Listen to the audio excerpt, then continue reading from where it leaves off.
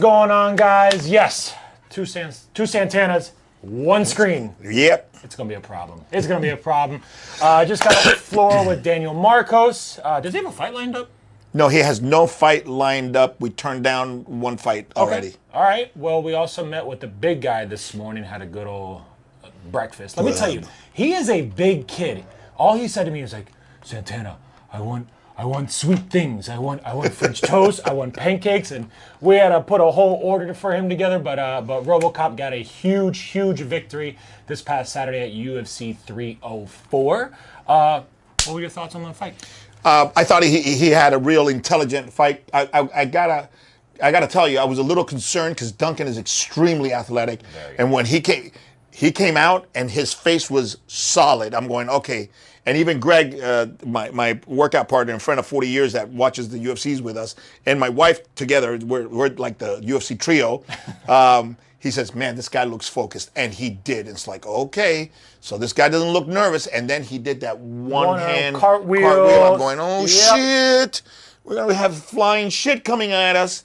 And I was concerned. I was concerned for the striking, the accuracy, the athleticism. Greg threw a left hook in a combination. Bam! That kind of got blocked, hit him in the shoulder, hand, kind of a little bit of the face. Blocked. But he shook the whole body. Yeah. And the whole fight changed right after that. I said to Greg, this fight has now gone from I think I can win to I'm going to try to survive this animal. And Gregory felt that. And he was moving his head a lot more than normal, which we love. Yeah. Now, if we can only get him to move his feet laterally, he's going to be a problem.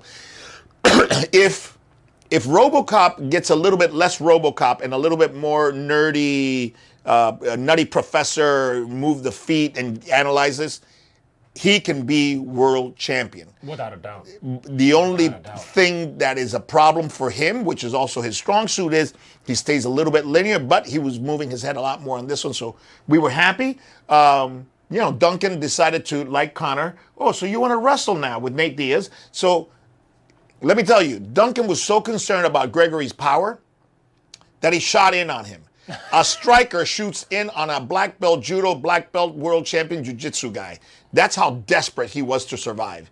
So we said, all right, so this is what it's going to be. It is what it is. It's not going to be exciting, but we're going to take that win money home, and we are good to go. So I was very happy. Yeah, I mean, listen, I know Dana White gave his whole post-fight conference, and, I'll never do the bonus again. Listen, man, UFC 304 fight fan, I was obviously, my attention was to the Gregory fight. But fight fan, love the Aspinall performance. Yeah. The guy's freaking top notch. And Bilal, I'm not a Bilal hater. Is he the most exciting fighter? No. But to see him evolve in the past 8 fights, that was not the same Bilal that came into the UFC. And he hasn't lost. I couldn't find his last loss, but in the UFC, he hasn't lost. Not even close. Did I not call this? I called that Bilal would be a champion when Bilal was number 5 and Gilbert was number 3. Okay? And my advice to Gilbert is be careful with the fights you choose. Don't get desperate. You got to get away from this, I'll fight anybody, anytime, anywhere. You can't be a slave to the master. A slave to the master gets your ass beat. For what? For the fans? Which fan pays your mortgage when you're all broken up and you can't fight? No. I said, look at Bilal. Bilal managed his career, managed the fights, sat out what he needed to sit out, trained, and there, I said it to John Anik the other day, there is no higher IQ in MMA right now than Bilal. Yeah, Bilal's on the period. He wears the period. crown. He wears the crown. IQ. His last 5 fights have had 5 different styles of fighting. Yeah. 5 different styles of fighting, very different. The guy that fought Luque the first time that got knocked out, the adjustments he made on the second Luque fight, all right? Then how he fought Thompson, how he fought Gilbert, it's a different Bilal. How he fought Sean Brady, that was the best strike you'd ever seen from Bilal. So you have this guy that will kick you to death, strike you to death, lateral move you, and wrestle you. Which one is going to show up, and what combination of those different styles will he employ? What do you think? Unbelievable. Do you think it's the pressure that gets to people from Bilal, or do you think it's the wrestling that people? What do you think people really are. If you're fighting Bilal next, whoever has Bilal next, they say keep an eye on this because he's not the best striker. He's not the best wrestler. He's not the best. He's not the best of anything. Kind of like Kamaru Usman. He's not, and Kamaru would tell you, I'm not a jiu-jitsu guy. I'm okay wrestler, but I'm not the best wrestler. I'm certainly not the best striker, but nobody's going to beat me in finding a way to win. Mm-hmm. The problem with Bilal, and Bilal knows this, is he's got great reflexes. He's very hard to hit. A la Strickland. He has this constant movement and this friggin' kung fu fast hand shit. All right, with an insane level change and forward pressure. So he says, number one, forward pressure. If I can go forward pressure without you catching me, I got you, because who can do shit off their heel? Nobody. You can't provide force. You can't produce force that way. So his constant pressure takes away a lot of countering and a lot of offensive weaponry. Then, if you do throw some stuff at him to try to hold, he's in here and he's level changing very fast. And then in one of those level changes, he's on your ass. And boy, when he gets that double up against the fence, he ain't letting that go. You're going for a ride. It's the combination. Like Rio said, he's not great at any one thing, but he's good enough at so many things that when he puts it all together, he just leaves you like, I don't even know what to do with this guy. Yeah. Great. Props to him. Big shout out to everybody. I enjoyed the card from the prelims all the way up. Was it that Max Holloway, Justin Gaethje performance? I don't think anybody's ever going to. Oh my God! That, but I think that's what Dana wants right now. That everybody wants. Oh, you want 100? You want 300,000? You want 100,000? Well, go point to that floor and put somebody's face in it. But big shout out to RoboCop. Super proud of you, my man. Big shout out to Bilal, and I know obviously the Anik family's happy as well too. That's their boy. But on the other note, what the hell is going on with these Olympics? It's a circus. It's a circus. Wait a minute. It's not the Olympics. It's not the Society, Olympics. The world. What podcast did I come out on freedom of speech and freedom of expression? It was early. It was early. I called COVID when it happened with Justo Aoun. I said, this is just a bad cold that's going to get turned into bullshit. And everybody's going down. And I said that in late 2019, early 2020. Because I saw it. I saw the preparation. I saw it. I had this feeling. And I'm telling you right now, I've been seeing this for a long time. That's why I already told Rio, we're getting 5 acres in the middle of Florida. So when the shit hits, because it will hit, when the shit hits, okay, we're going to go over there and we're going to get the Santana compound in 5 acres, 3 houses, and all my children will have the opportunity to live with horses and animals that you can at least trust. Because what's going on? Here, this is what's going on. The 0.001%, the squeaky wheel is 0.001% of the population. They're getting all of the oxygen. So what do? Macron, bitch-ass piece of shit, president for France. You know what? Keep your cheese and keep your French wine, keep your French culture. You haven't done shit for the world, all right? He allows that shit to happen in the DEI, for the right of inclusion and integration and all that. This is absolute bullshit, man. Yeah, it's wild. Okay, the Olympics, when I first saw the Olympics, it was, I believe, 72, 74, one of those. We saw it as a family. We saw it. We were glued to the TV from 6 to 10, okay, back in the day, 6 to 11. We were glued. It was a family event. So you're going to desecrate the Last Supper just to kick it in. Just, you know what? We're not even going to show you what we're really going to do, but we're just going to kick in this fiasco. How are we going to kick it in? Let's desecrate the Last Supper. Look, I'm not a practicing Catholic or Christian, okay? I'm certainly not a Muslim. I'm certainly not a Jew. I'm not a Hindu, okay? And I'm not a Buddhist. But heaven forbid should I desecrate any of their religious texts or insult their mosque or their church or their synagogue. Their roots. You don't fuck with people's religion and spirituality, man. That shit's sacred. Yep. Leave it alone. But you know what? You can do it to Christians because that's now, it's cool now. All right? It's cool now. It's cool now to do it to 2 people, Jews and Christians.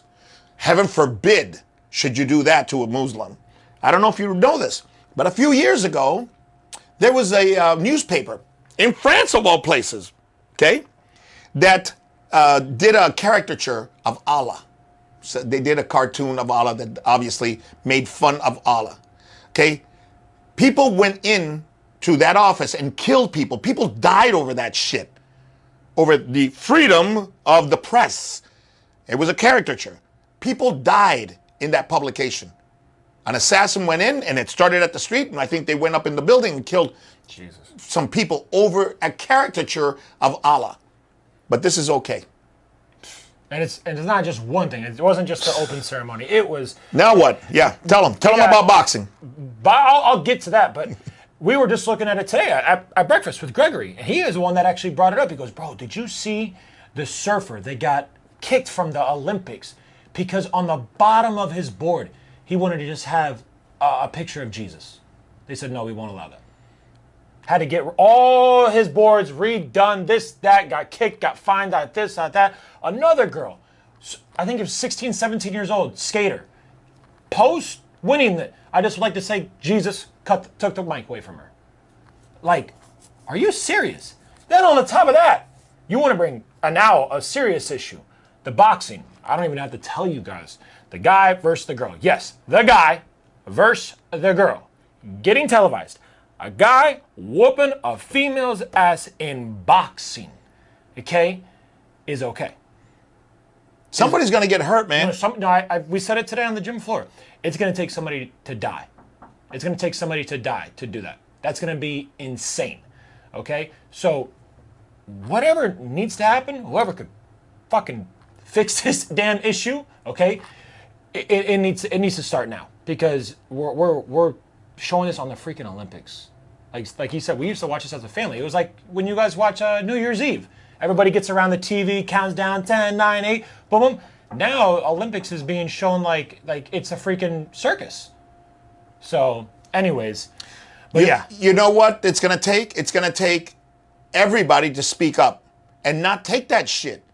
Not take that shit. You have to be strong enough, all right, to say, you know what? I'm going to boycott this. I'm going to have my stance known, and I'm not okay with this. And if we do that as a society, what happens when 99% of the society, all right, gay or not, because I know a lot of gay people that are saying this, man, this whole trans shit is fucking our shit up. Yeah. Bad. It's giving us bad representation. It's hurting our movement. It's hurting our lifestyle. Because we used to be able to walk around as gay people and be fine. Now we go around as gay people and people are looking at us because they think we're responsible for this. We're not responsible for this, and we're not up for that. We're not up for girls losing their scholarships to men because they're getting beat in 100 meters, 200 meters in track. They're getting beat in swimming. They're getting beat in diving. They're getting beat in all this. That's wild. That's not okay. And people who are not okay with it won't say shit. You gotta say some shit because it's not okay. All right. So, guys, you gotta stand for something. If you don't stand for anything, okay, then you're not gonna get your rights and you're gonna have your shit trampled on. You know, desecrating the flag. Do you know that a shitload of countries? Google how many countries, okay, consider it a crime in their country to desecrate the flag, to burn a flag, and you'll see a ton of them. 1 year in jail, 3 years in jail, 5 years in jail, fine and jail time. Okay, you'll see that a ton of them. Okay, if you want to desecrate this flag, then easy, go live somewhere else. Go live somewhere else. But you can't stay here and say we're good with what happened October in Israel. You know, you can't say you're good with that. That's massacre, no matter who does it. You can't go into a country and massacre children, women, behead grandmas and shit like that. That's not all right. If you want to declare war, okay? Put on a uniform and bomb the shit out of places and then we'll figure it out. But you can't go into concerts, what happened in Russia. You can't go into a mall, into a concert and just open up on people. That's not okay. That's not okay.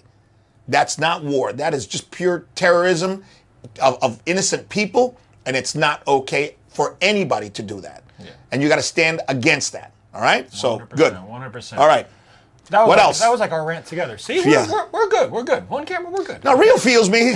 Rio's a lover. You know, I'm a lover too, but man, I'm too old for this shit. You know. Man, I don't want no problems with nobody. Okay? I don't mind some problems at this point.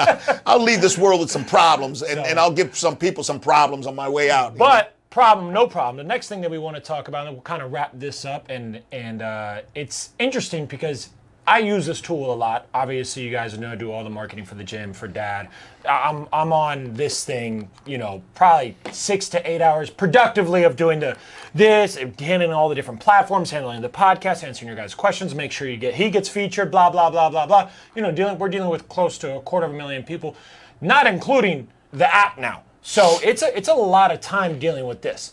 We want to talk about AI, okay? Obviously, it started with, you know, earlier this year, ChatGPT, and that was like the big movement. Now, ChatGPT on steroids and this and that and AI voices and pictures, it's getting insane. Like today it was funny, they put an AI picture of Connor's mugshot, but it's not Connor. But it looks just like Connor. Yeah, it's getting wild. It's getting crazy, and I'm seeing all these things that first started off as a meme. Post-fight and post-sports, like it started with the NHL playoffs, they would have players doing it, but it would be AI their mouth, but it looked so damn realistic. And it started off as joking. They were talking shit about the other team and this and that, blah, blah. But now it's getting to a point where it's like, you don't know. This shit is scary. Yeah, you don't know. This shit is scary. You don't know what's real and you don't know what's not real anymore. Yeah, so what are your thoughts on it? I mean, I know it comes with the good and the bad. You know, it saves me hours and stuff, and it helps me with ideas and everything, and it helps the gym, and it's helped us. But it's getting to a point where, okay, where do you divide the help line to the oh shit line? You're dealing with humanity and the 7 sins. Okay, ever since we've been up on 2 feet, we've been screwing shit up. You have the Mother Teresas, and you have the Gandhis, and you have all the beautiful things that humans are capable of, and then you have the very, very dark side of what men and women can do. Mm-hmm. When you put AI in the hands of someone beautiful, you get beautiful shit, without a doubt. Yep. You have lots of information, easy information accessible to you. You have information that can save your life, that can save you time, that can save you health. You have great information. And then you have what we're seeing now. Now, we think it's funny, okay, what Elon Musk did with Kamala Harris. Elon Musk, as you know, is supporting Trump, so he did a like a 90-second commercial, all right, with Kamala Harris. And of course, Kamala Harris is saying all kinds of crazy ass shit about Biden, about her.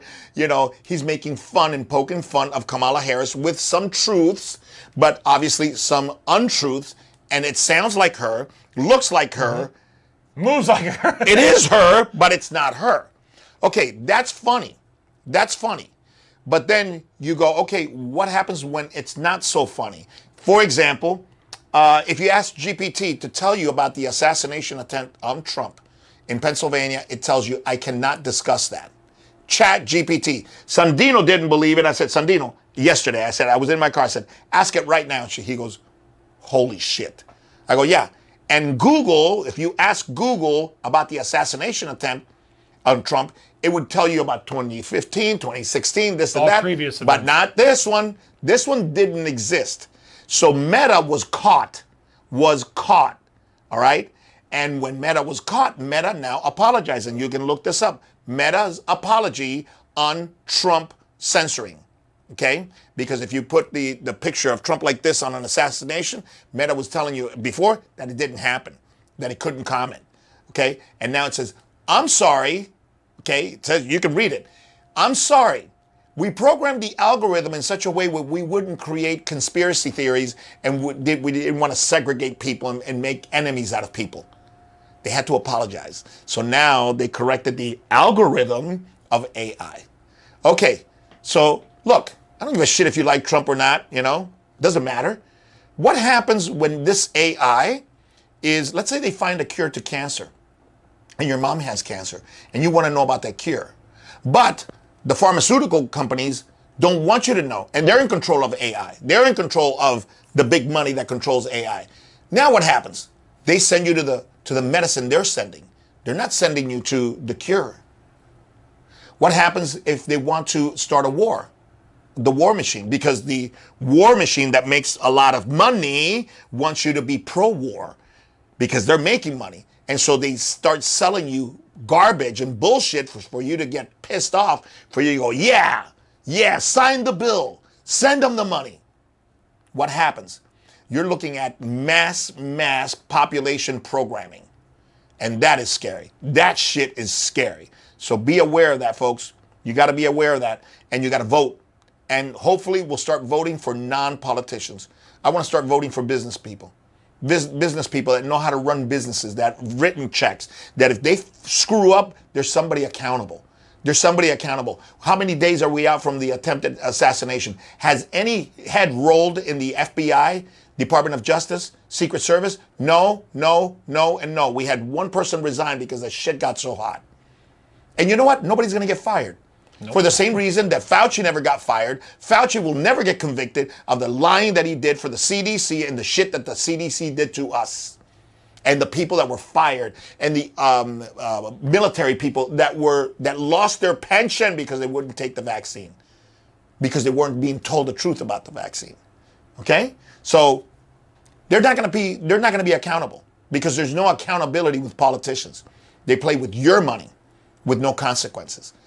A businessman knows consequences. If we don't make the right action here, our account goes like this. I mean, we immediately get kicked in the ass, and we're like, whoa. We can't continue to do this. We got to find another way. We're held accountable by the economy of our business, by the fear of losing the business. Politicians are not held accountable because you know what? It's budgets. And we'll transfer from here to here, and we'll transfer from here to here. Play Monopoly with that shit. And then, play Monopoly with your money, hide the shit. Oh, we'll do an investigation. Oh, we'll just set a committee. Bullshit. So, vote. Get involved in your politics. Okay, you don't have to be a politician, but get involved with your local government, with your national government. Voice your opinion and vote. And vote for non-politicians. Speak up and keep your eyes open. That's it. All right, guys, we love you. We like this little combo. Me, I'm always behind the camera a little bit, so you're going to see this face a little bit more. But we love you guys. We will see you guys in 2 weeks. You go out of town tomorrow. Tomorrow we are going to L.A. with Perform Better, doing metabolic training. Nice. 3 sessions on Saturday. And then I'm taking my lovely wife to California for the first time. Not my favorite place to take her. When I came to the United States, California is where I landed. That's where our sponsor was. We spent 2 days in Miami, flew to California, and I got to tell you, it was the best 2 years, almost 2 years of my life. From coming from Cuba, where there's not even ham, to going to California, where you get ham for lunch at school, and you get burgers, and you get meatloaf, and you get Jell-O, and you get shit that I never ate in my life, and there was plenty. All right, and we're not going to talk about Babe Ruth, Snickers, butter. I'll be on the next one. He'll be licking his fingers, okay? California had San Francisco, the Golden State Bridge. You had Sausalito on the other side. Beautiful. You had San Diego, Baja California area.